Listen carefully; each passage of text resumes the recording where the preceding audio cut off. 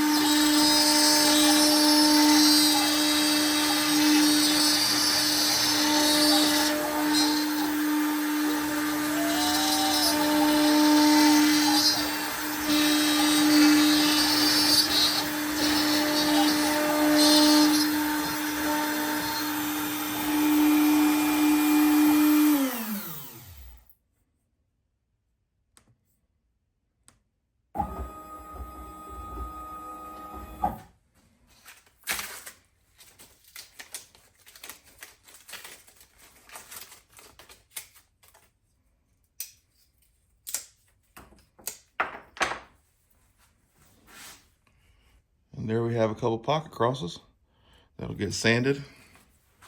So I have some different sizes. These are, they kind of fit perfect in your hand. They're curved.